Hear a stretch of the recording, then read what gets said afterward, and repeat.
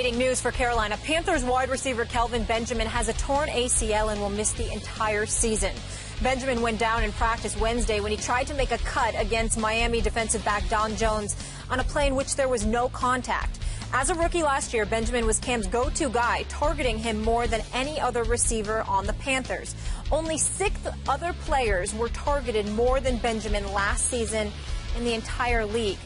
Stephen A., what impact will this have on Cam? I think it's going to be a devastating blow because I think that I essentially view Carolina as pretty much having 2 weapons. Him and Greg Olsen, both of them 1,000-yard receivers last year. Olsen, your tight end. Kelvin Benjamin is your primary receiver. They drafted this kid, Devin Funchess, but, again, you drafted him. He's a rookie. You don't know what he's going to give you. And I'm looking at a 10-Git Jr. who returned. I'm looking at a couple of the other pieces that they have. They've got guys that, like a Jericho Cotchery or somebody, got to probably have 1 year left. This is the way that they're being viewed. And so when I look at it from that perspective, this offense was clearly going to be about Cam, about Kelvin Benjamin and Greg Olsen. And the fact that Benjamin is down leaves them minus a significant weapon. And when you add to that the fact that you've got a defense that's no longer ranked number 2 in the entire NFL like it was a few years back. They were 21st last year. I just look at it from the standpoint that Cam really, really has an immense amount of pressure placed on his shoulders, where with the new contract, the pressure of it all and whatever, he's going to literally have to be a do-it-all kind of guy. And it's just a shame that you got a young stud like him with all the capabilities that Cam has, and he's got to be out there on an island essentially by himself with little to no artillery to really have at his disposal. It's just it's an unfortunate situation, to be quite honest with you, and I think that Carolina is going to suffer even more. Remember, they're coming off a 7-8-1 season. They weren't that great to begin with last year, and I'm really wondering what they're going to be able to do now. I'll give you it's a blow, but I do not think it's a devastating blow. And you mentioned Devin Funchess. I'm a fan, and I know he's a rookie, but so is Kelvin Benjamin. He can play. Yeah. Funchess, every time, again, you know how I am. I just watch the game, flip back and forth. Every time I flipped on a Michigan game, it seems like for the last 3 years, Funchess jumped off my screen. At the Combine, he ran 4.7. They said he dropped too many balls over his 3 years. I think he had 20 combined drops. All I know is he just kept making plays, and he's 6'4", 225. Kelvin Benjamin, 6'5", 245. So is he that? No, he's not that. But I think he's going to be pretty good, even as a rookie. I think he'll be pretty good. We all like Greg Olsen. I agree with you, Ted Ginn, Cotchery. Do you maybe bring in an at-the-end Reggie Wayne? I don't know what they'll do. I assume they have to bring in somebody, one of those veterans still left out on the market. But here's my bottom line. I have a lot of respect for our fantasy wizard, Matthew Berry. This morning I saw him on SportsCenter saying, hey, I'm not going to drop Cam in my fantasy quarterback rankings. I have him 12th. I'm going to keep him right there around that 12th spot because Cam can do it with his legs, and it's not like he had a dynamic group of receivers to start with.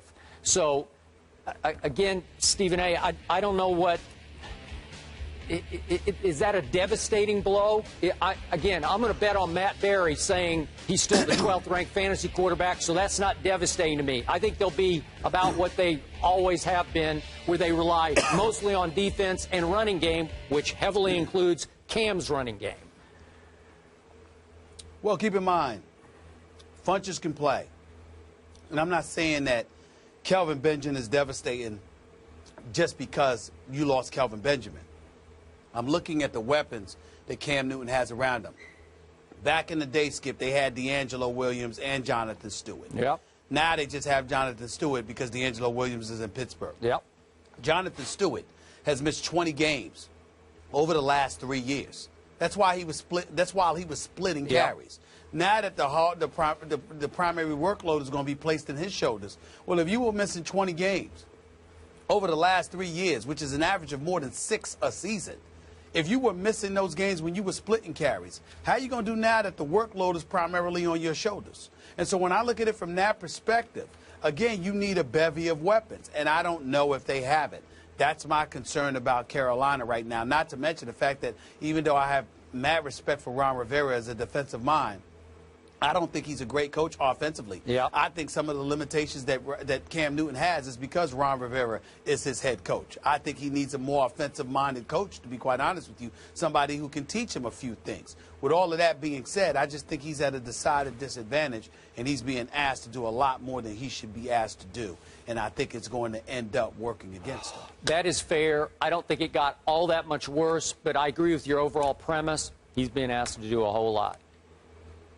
If they do try to pick someone up, you guys mentioned Reggie Wayne's available, some other notable wide receivers, Wes Welker, Brandon Lloyd, Donnie Avery, Santana Moss, and Robert Meacham. But let's spin this forward now. The NFC South is always up for grabs. Last year, the Panthers were the first team in NFC South history to win the division in back-to-back seasons. So what are the chances, Skip, that Carolina can three-peat here as division champs with this loss? I don't love their chances this time, Stephen A., for all the reasons you just so eloquently stated. Carolina won by default last year at 7-8-1. You mentioned their defense. In yards allowed, they were the 10th ranked NFL defense, just in yards, not in points, but in yards, which was decent enough, I think, to get them just barely over the top in the worst division, I think, in pro football. Last year, New Orleans was 7-9. We've got the Sean Payton interview now running on SportsCenter, in which he says Drew Brees was hurt last year, had a torn oblique muscle, couldn't practice enough. He's 100% healthy this year. Does that put New Orleans back over the top, to the top of the division? I don't think so, because their defense ranked 31st last year in yards allowed, and I don't know that it's going to be a whole lot better. Atlanta has the new coach in Dan Quinn, but they were 6-10 last year. They ranked 32nd in overall yards allowed last year. I don't know if they're going to be significantly better, which brings me to the team I'm most intrigued by, the Tampa Bay Bucks with a rookie quarterback. I'm going to give them a real shot to win this division this year, and you can call me crazy if you want, but with Lovie Smith coaching this team, it has to be better, way better than 2-14, because there's way too much talent here. You know Vincent Jackson, you know Mike Evans, you got the two big stud receivers to throw to.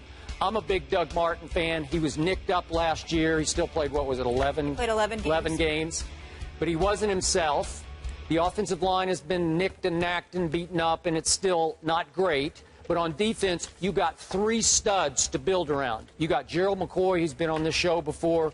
You got Levante David, they just gave a big new contract to. These are Pro Bowl caliber defenders. And Altron Werner is a stud at cornerback. They have to be better.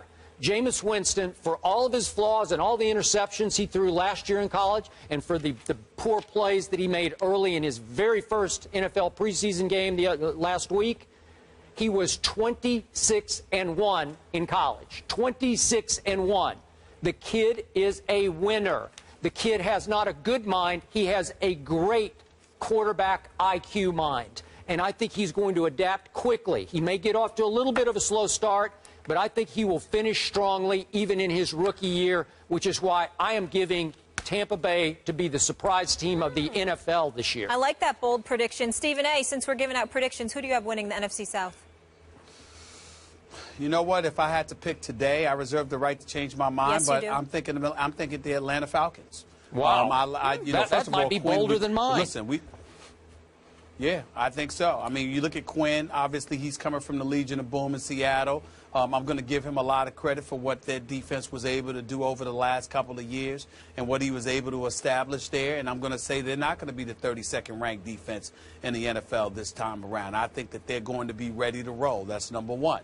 Number two, I think that when you look at them offensively, listen, we have questions about whether Matt Ryan deserves to be in the top 10 or whatever, but the mere fact that there's a question mark means that the brother can play a little bit. He's got a $103.75 million contract for a reason. So when I look at Matt Ryan, I say to myself, Julio Jones, fresh off for a 1,500-yard season, Roddy White, who caught 80 receptions last year for right under 1,000 yards.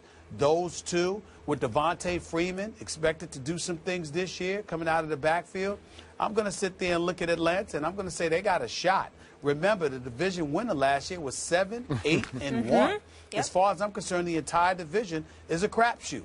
I think it's up for grabs. And I say, why not Atlanta with Julio Jones and Roddy White? If they can stay healthy, Okay, I think Matt Ryan has his targets, and I think he'll be able to do some damage. Matty Ice. All right, so we have Tampa Bay and Atlanta. I don't know how Who Dat Nation feels about all this. Cam, not so lucky. As for Andrew They Luck, lost Jimmy Graham. Yep. yes, he is lucky to not have more picks. We'll explain that one after the break. Stay here. This is